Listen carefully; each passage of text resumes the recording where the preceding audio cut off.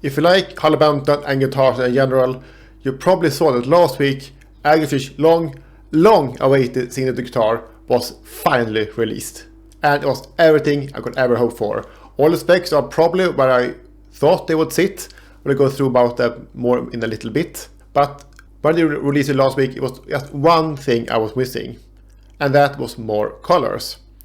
Because that top was cool, but it's not really my cup of tea. So I thought, okay, maybe I just will sit back, just wait a couple more months before they release more like pastel colors or more colors.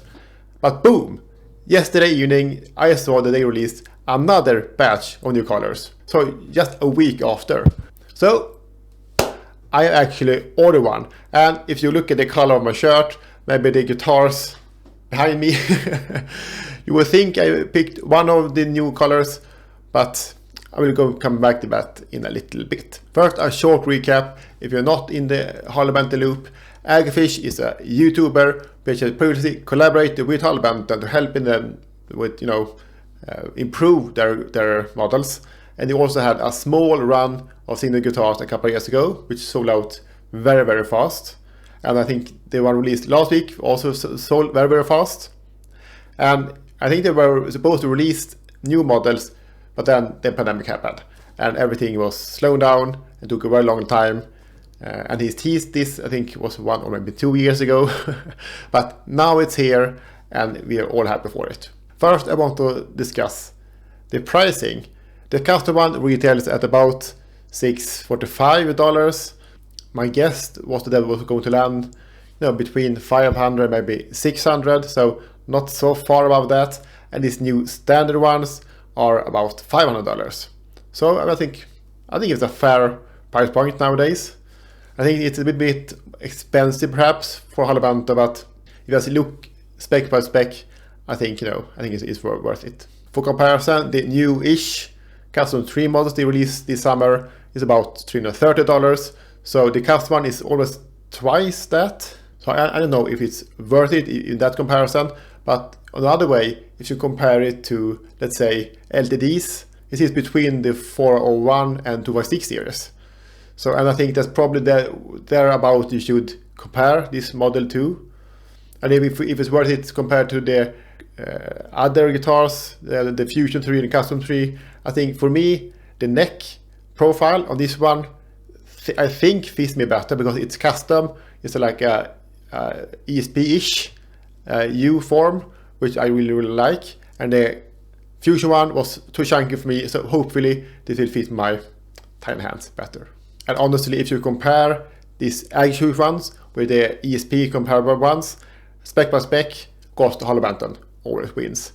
And my guess is that the resale value will not be as good on the Harley Benton ones, but then again, I don't buy guitars just to flip them. So, I don't care, and who knows how much worth this Agufish ones will be worth in the future. Okay, so what do we get more than this, I think, cool Agufish logo at the headstock? You get the body is weight reduced Nagatoa. You have different tops, of course, depending on the model. You have that set in neck with a very nice looking roasted Canadian maple, and the fingerboard is ebony. And you get side markings. I think most modern guitars nowadays has this fluorescent side markings. Graph Tech nut. And again, that neck profile I was talking about. That's smooth U, he calls it. No, I'm really excited to just feel it in my hand, see if it's as good as I think it will be. The nut width is 43 millimeters, the radius is 305 millimeters, and the scale is, I don't know if it's like a custom scale, 25 inches, so I think it would be pretty cool to try. Then you have extra jumbo stainless steel frets, pretty cool. Then you have those custom voice pickups. They sound very good at the demos, but then again, everything sounds good at the YouTube demos, so it will be really exciting to see how it sounds in my setup. You have 2 volume controls, 2 tone controls, splittable humbuckers, 3-way switch, a 2 pneumatic bridge, locking machine heads. Then you have this brushed chrome hardware. I think it looks really, really nice. And that's about it. And what I can see, the only difference between the custom ones and standard ones is that the standard here has doesn't have the top in that way, so we just less colored. And again, I think that's more like a personal preference, but I like the black one and green one more than that sandblasted one. But again, that's personal preference. And another difference is, of course, that this doesn't seem to be a limited run. So if you didn't get the last one, you would probably be able to buy this new standard series.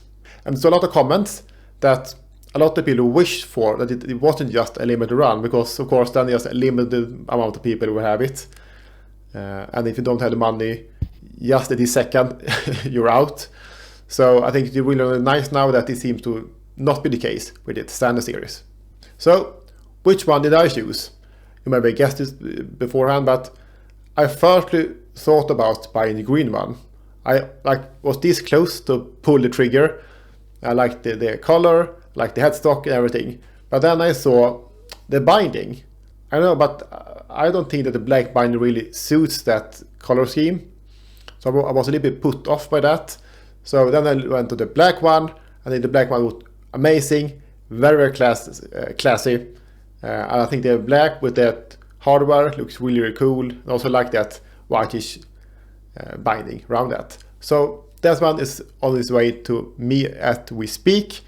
And I will get it next week. So if you don't want to miss that, I will unbox it and play some toes immediately when I get it. So please consider subscribing so you don't miss out, and have a great day.